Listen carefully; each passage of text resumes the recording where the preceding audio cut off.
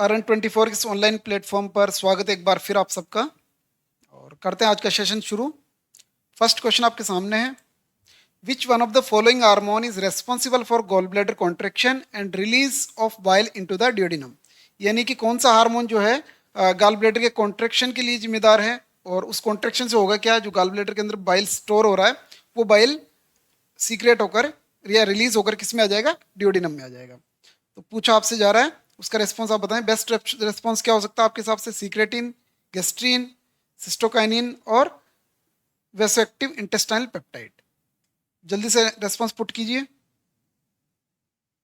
तो best response कौन सा होगा? कोलिसिस्टोकाइनिन यानी कि CCK। चलते हैं नेक्स्ट क्वेश्चन की ओर। The volume of air remaining in the lungs after a normal expiration is called. ठीक है, normal expiration the sense person ने जो है प्रॉपर इंस्पायरेशन लिया है, उसके बाद उसने एक्सपायरेशन कर दिया है। अब उसके लंग्स के अंदर या उसकी थोड़े से कैविटी के अंदर कह सकते हैं, लंग्स में आप कह सकते हैं कितनी कौन सी एयर बची हुई है और उस एयर का नाम क्या है या कौन सी कैपेसिटी उसके अंदर बची हुई है। तो बेसिकली इसे अपन कहेंगे फंक्शनल रेजिडुअल कैपेसिटी। क्या कहेंगे? फंक्शनल रेजिडुअल कैपेसिटी या फंक्शनल रेजिडुअल वॉल्यूम भी आप कह सकते हैं एयर की। ठीक है, यहाँ पे अगर आप थोड़ा सा टाइम देना चाहें तो एक थोड़ा सा मैं आपको ब्रीफ कर सकता हूँ। ठीक है, तो बेसिकली होता क्या है, एक एयर होती है आपके, या फिर एक वॉल्यूम जो होती है वो होती है आपकी रेजिडुअल वॉल्यूम। क्या होती है? Residual volume. इससे आप समझ सकते हैं ये ऐसी एयर वॉल्यूम होती है जिसको कैन नॉट एक्सपायरेट। ठीक है, आप जो है कितनी भी ताकत लगा लो इसको आप बाहर नहीं निकाल सकते। ठीक है, this is called as reserve volume. Second is forced expiratory reserve volume. Forced expiratory reserved volume. ये आप इसको कैसे समझना है, मतलब एक नॉर्मल एक्सपायरेशन के बाद आपने जो नॉर्मल इंस्पायरेशन लिया उसके बाद वो तो इंस्पायरेशन एक्सपायरेशन में जो वॉल्यूम आ रही है और जा रही है उसे अपन क्या करें, टाइडल वॉल्यूम। ठीक है, उसके बावजूद जो है अपन एक वॉल्यूम ऐसी होती है जिसको और थोड़ा ताकत लगाकर लंग्स से अपन बाहर निकाल सकते हैं। ठीक है, उसे अपन कहेंगे फोर्स्ड एक्सपायरेटरी रिजर्व वॉल्यूम। ठीक है, ये आपके दो फर्स्ट और सेकंड दोनों से जो बन रहा है, this is called functional residual volume. क्या है ये? Functional residual volume. ठीक है, यानी ऐसी वॉल्यूम जो ए और बी यानी रेजिडुअल वॉल्यूम और फोर्थ एक्सपायरेटरी रिजर्व वॉल्यूम से मिलकर बनी हुई है, और इसे अपन क्या कह रहे हैं, फंक्शनल रेजिडुअल वॉल्यूम। ठीक है, ऐसी वॉल्यूम ऑफ एयर जो एक नॉर्मल इंस्पायरेशन के बाद जो है एक्सपायरेशन के दौरान बाहर निकलती है आपके लंग्स से, this is called tidal volume. Next question आपके सामने है, कुस्मोल साइन जो है किसका क्लिनिकल फीचर है? कंस्ट्रक्टिव पेरिकार्डिटिस का है, हाइपरट्रोपिक ऑब्स्ट्रक्टिव कार्डियोमायोपैथी का है, इंटरसेप्टल मायोकार्डियल इंफ्रैक्शन का है, या फिर डायलेटेड कार्डियोमायोपैथी का है। तो सबसे पहले आपको ये जो समझना है चारों से बेस्ट ऑप्शन, बेस्ट रेस्पॉन्स कौन सा होगा, बताइए। जल्दी से रेस्पॉन्स पुट कीजिए। What is the best response for the Kussmaul sign? तो ये आपको कहाँ देखने को मिलेगा? कंस्ट्रक्टिव पेरिकार्डिटिस के अंदर आपको देखने को मिलेगा।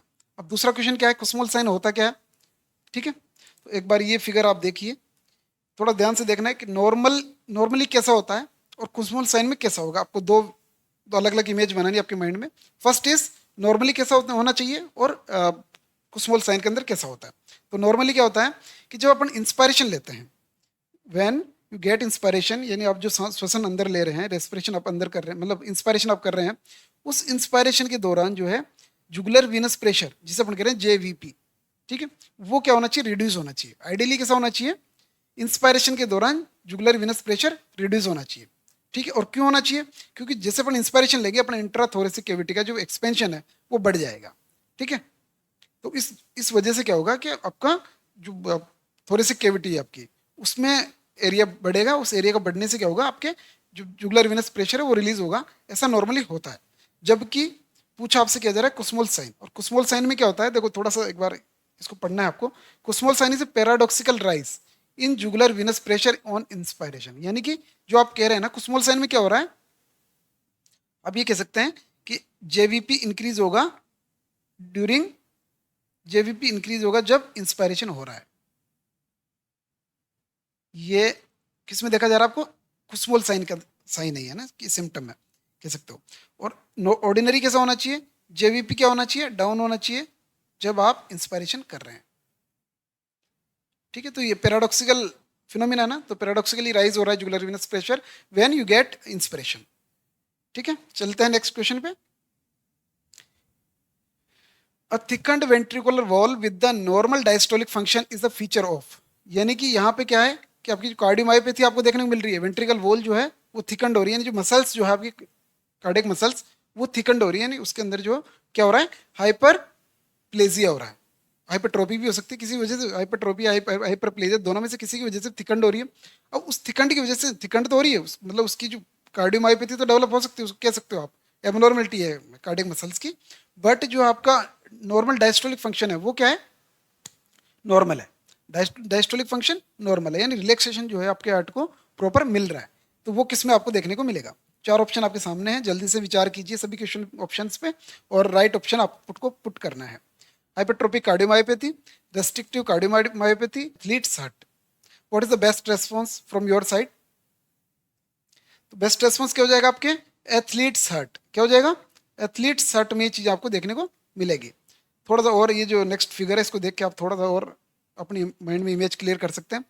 जो फर्स्ट फिगर है आपके सामने, ये जो डायग्राम है, इस डायग्राम, ये जो नॉर्मल कार्डियक मसल्स का डायग्राम है, दिस इज द हाइपरट्रोपिक कार्डियोमायोपैथी। यहाँ पे क्या हो रहा है? हाइपरट्रोपी हो रही है, यानी जो सेल्स की जो साइज है वो बढ़ रही है। ठीक है, तो हाइपरट्रोपी में क्या होता है? आपको दो चीज टर्मिनोलॉजी शायद आई थिंक सबको पता होगी, हाइपरट्रोपी और हाइपरप्लेजिया। ठीक है, हाइपरट्रोपी में क्या होती है? सेल साइज, सेल की साइज में इंक्रीमेंट होता है, जबकि प्लेजिया के अंदर नंबर ऑफ सेल जो है वो इंक्रीज हो जाती है। ठीक है, तो यहाँ पर क्या हो रहा है? हाइपरट्रोपी हो रही है, सेल्स जो है उनके उनकी जो साइज है ना वो बढ़ रही है, और इस वजह से जो है ना अंदर जो वेंट्रिकल्स थे, वेंट्रिकल्स की जो साइज थी, उनकी जो वॉल्यूम थी वो अब धीरे धीरे कम होती जा रही है। ठीक है, तो ये आप एक बार नीचे देख सकते हैं, ये आपके जो है नॉर्मल कार्डियक मसल्स है, ये डायलेटेड है, इन द सेंस कह सकते हो आप मसल्स की थिकनेस तो उतनी है, बट जो वेंट्रिकल का जो एरिया है, वॉल्यूम जो है वो बढ़ गई है। ठीक है, यहाँ कह सकते हो हाइपरट्रोपिक हो रही है, यानी कि वेंट्रिकल का जो एरिया वो कम हो गया है, और क्या बढ़ गया? आपके मसल्स का जो थिकनेस है वो बढ़ गई है। रेस्ट्रिक्टिव में क्या हो रहा है? रेस्ट्रिक्शंस डेवलप हो रहा है, दोनों ही थोड़े थोड़े बढ़ रहे हैं, साइज भी थोड़ी कम हो रही है, और कुछ जो है मसल्स की जो वॉल्यूम है वो बढ़ रही है, या थिकनेस आप कह सकते हैं, थिकनेस थोड़ी बढ़ रही है। ठीक है, इस वजह से जो है रेस्ट्रिक्शंस डेवलप हो रहा है, कॉन्ट्रेक्शन प्रॉपर नहीं हो रहा है। चलते हैं नेक्स्ट स्लाइड पे। नेक्स्ट क्वेश्चन आपके सामने, the most common noun pancreatic site for the tumour distribution in Zollinger Allison syndrome.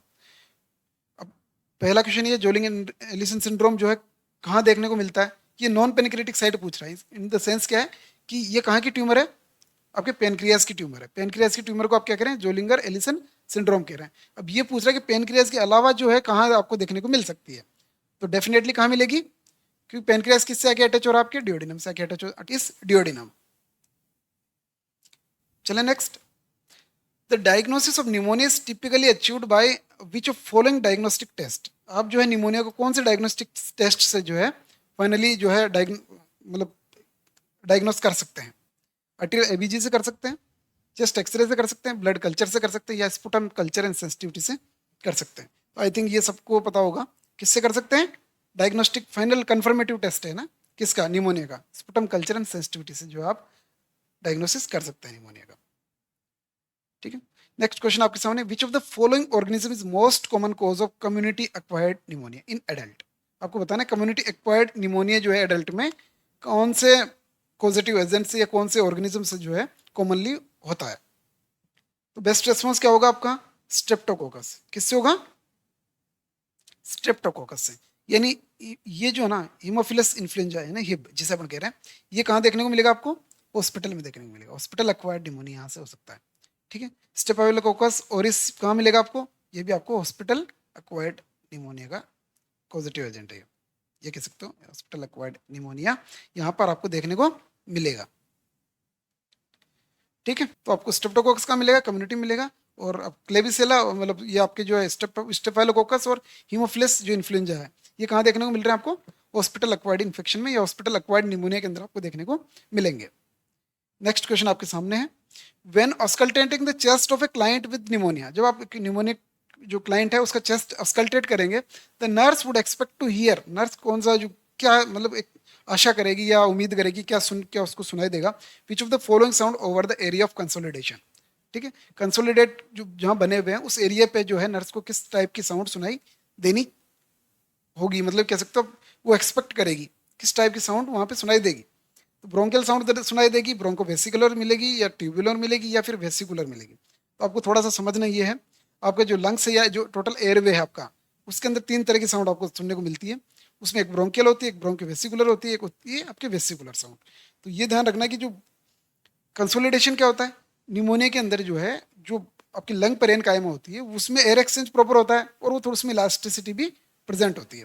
But जहाँ कंसोलिडेशन डेवलप होता है वहां पे क्या हो जाएगा, जैसे मान के चलिए ये आपका एक लंग्स है, क्या है, दिस इज ए लंग्स। ठीक है, और यहाँ पे मान के चलिए यहाँ पे ये कंसोलिडेशन बन गया है। तो जनरली बाकी जो रिमेनिंग जो टिश्यू है जो पेरेन्काइमा है उनकी उनके अंदर तो इलास्टिसिटी प्रेजेंट है। तो वहाँ पे जो ना एयर एक्सचेंज हो रहा है, तो वहाँ पे जो है आपके जो साउंड है, एयर एक्सचेंज की जो साउंड है वो अलग आएगी। और जहाँ पे एयर एक्सचेंज नहीं हो रहा उसकी साउंड अलग आएगी। तो जहाँ कंसोलिडेट बन गए ना वो फाइब्रोटिक स्ट्रक्चर बन गई यहाँ पे किस तरह का एयर एक्सचेंज नहीं होगा। तो यहाँ से कौन सी साउंड आपको सुनाई देगी, ब्रोंकियल साउंड। ठीक है, और जहाँ प्रॉपर जो डेंस टिश्यू होते हैं या फिर जो इलास्टिक टिश्यू होते हैं वहाँ कौन सी मिलती है, नॉर्मल जो लंग पेरेन्काइमा में कौन सी साउंड आपको सुनने को मिलेगी, वेसिकुलर। बट जहाँ कंसोलिडेट डेवलप हो गए वहाँ कौन सी मिलेगी, ब्रोंकियल साउंड। ठीक है।